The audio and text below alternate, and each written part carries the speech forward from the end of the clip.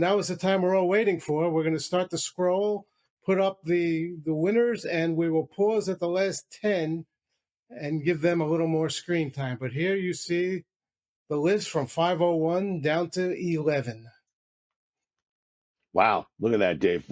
First of all, great conversation with those top of the top, right? And I'm so proud of everybody that's made it. There's our friends at Kappa and Prototype and Marco and Xterra Solutions. It's interesting, Dave, when we looked at the revenue breakdown by services, offered by all of the 501. Obviously, the majority, 51%, are offering, managed services. They're generating a lot of revenue from their recurring cloud.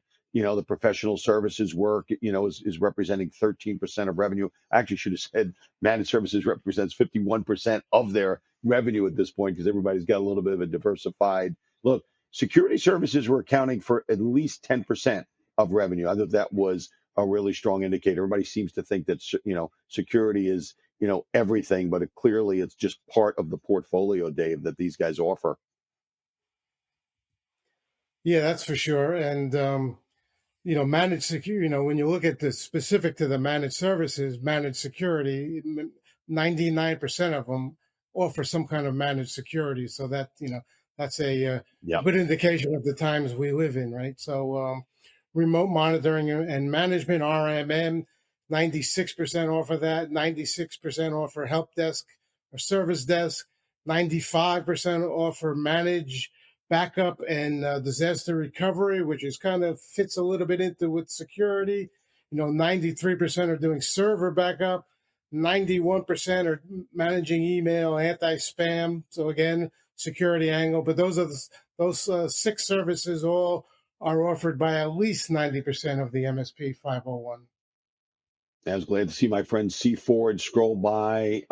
Fat Ninjas, boy, what a group! I'm so proud of all of these organizations. But Dave, it's interesting. Hey, there's still a lot of MSPs making revenue, money and sales from help desk and service desk, right? I mean, 80% of them, are offering that. Their managed security practices, what you said. So sometimes it's just good old fashioned roll up your sleeves, offer what the customer needs in terms of what we call standout revenue producing solutions. But let's talk about expected growth areas, right? There's still an incredible amount of optimism around managed security. 73% said it's going to be one of their highest growth areas in the coming year. Help desk, surprisingly, still growing despite what everybody says, and remote monitoring and management also, 44% expecting high growth from that. Another AI is in the mix, but 37% they're expecting their AI business to grow. So a little bit of cautious optimism in that regard. Huh?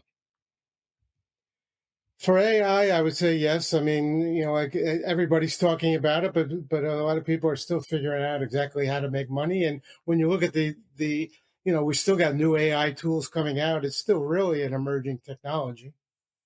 Yep. Yeah, we're getting to the top 100 there, Dave. It's interesting. And look, all week long, this broadcast is coming to these viewers when they've seen some of this, right? Channel Futures and the MSP Summit have published some of this, kind of coming to you midweek. Dave, would it surprise you that 20% of the MSP 501 said this year, 2025, they're going to grow more than 20% in terms of top line? It doesn't really surprise me because we know that how much growth there is in the market. So many of them are optimistic, and the others there are also challenges out there. We don't want to overlook that, but obviously there's a lot of MSPs who are in areas where they're just scratching the surface. Yeah. I think that's a good balanced view, Dave, because 46%, of those that we surveyed in the 501 said they're going to increase sales between 11 and 20%. That's in line with what we saw from Jay's numbers. That's kind of in line with what we saw overall with that, in terms of the overall average increase in sales. But that's a pretty healthy company as we get to number 11 in Tivia. And congratulations to all of the 501. We are now going to show you the top 10 as promised, and we're going to start with number 10 on the 2025 MSP 501 list. It is IT Solutions Consulting. Number 10 this year out of Fort Washington, Pennsylvania. Great company run by Garrett Graney. IT Solutions takes a different approach than most IT companies. At ITS, employees uh, don't just act like owners, they actually are owners. The employee, it's an employee stock owned company. So not just through stock options or public stock that anyone can buy. IT employees own actual stock in the business through their ESOP plan. I don't think there's anything more inspiring than have a piece of the business, Dave. And they succeed. Every ITS employee knows that ITS only succeeds when their clients succeed. I pulled some of that insight from their website. What a great strategy to have employee ownership. Dave, number 9. Number 9 is Extium. Now, Extium is a new powerhouse created by a 2024 merger between ATSG and Evolve IP. Following the merger, they said they expected revenue of more than 230 million with 1,700 customers and 950,000 end users. So Extium uses a AI and a security-first approach, which is becoming a necessity for a lot of businesses. And Extium CEO Russ Reeder has more than 30 years of experience as a technology exec. So big company after a merger and great veteran leadership. Great job, Dave. What a great company. Number 8 on the list. Excuse me. I almost said number 9 again. I was so excited about your friends there, but it's our good friends at Akatai Security. Founded in 2007, Akatai Security has grown from a specialized cybersecurity firm into a global force in cyber defense. I kind of like that position. They operate across 5 continents, securing the digital landscapes of over 400 organizations. They say not because the world is getting safer, but because it simply isn't, and that is very well stated. In a time when cyber attacks happen without warning and with ruthless precision, Akatai makes sure its clients are not just protected but prepared. And one of our favorite executives out there, Dave, is Krishna Rajagopal. Great leader of that organization and a perennial winner in the MSP 501 because of their performance. Congrats to Akatai Security. And I dig their spelling of their name. Dave, you want to usher in number 7? Number 7 is TPX. TPX moved up from 14th last year. This is TPX's first full year under CEO Sean Andrews. And TPX also added Chief Commercial Officer Steve Grabo and Chief Marketing Officer Adil Omer, with all 3 of those execs coming over from Lumen Technologies. So they made a difference. They were already doing well, 14th last year, certainly, one of the tops, but then they moved up to 7th. So they had a really good year. Based in Denver, TPX has more than 12,000 customers.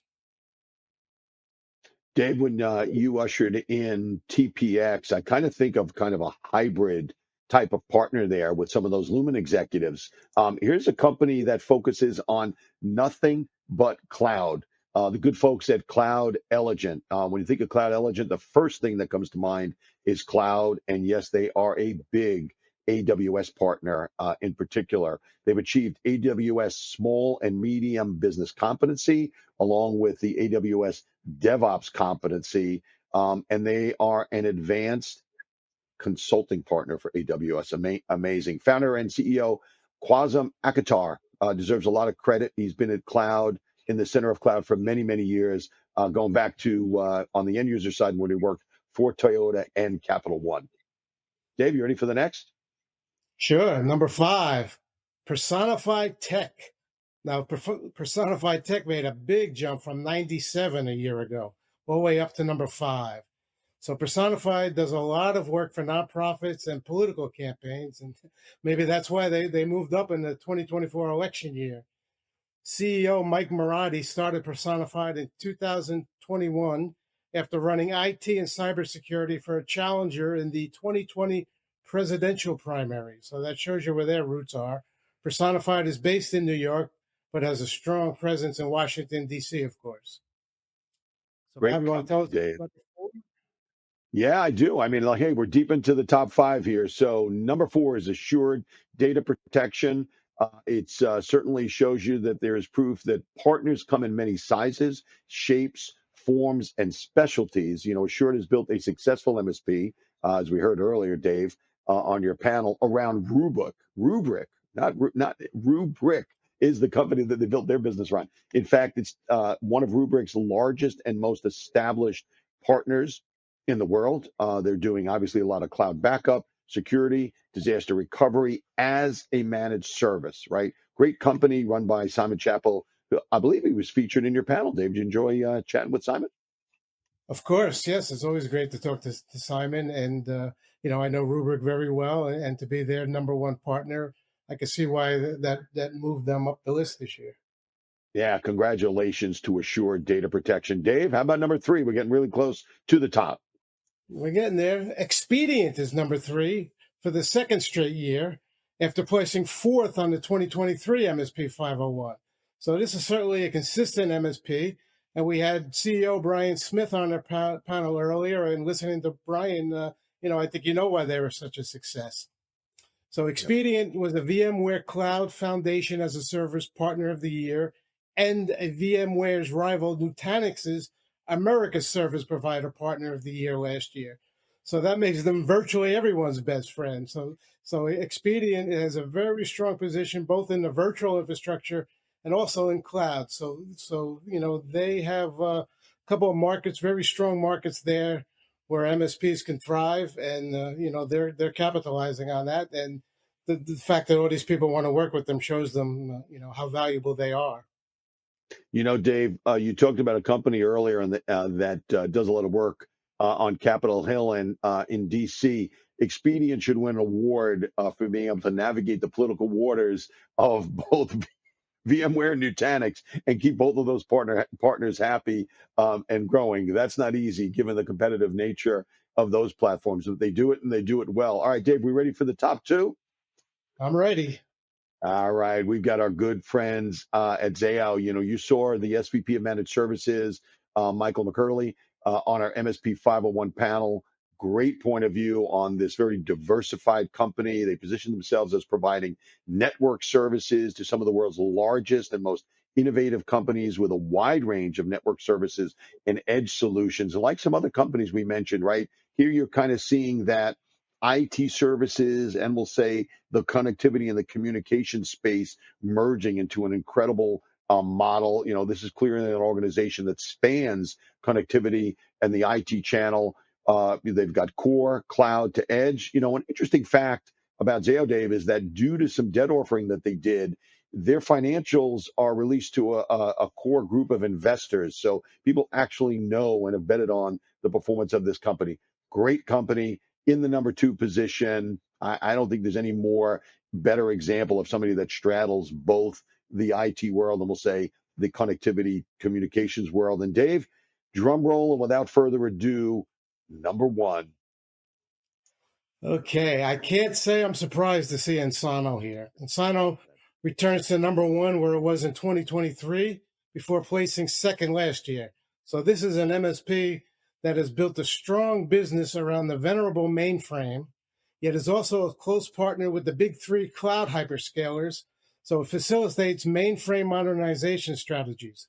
Last year, it unveiled an Ensano Flex to help customers transition to new technologies.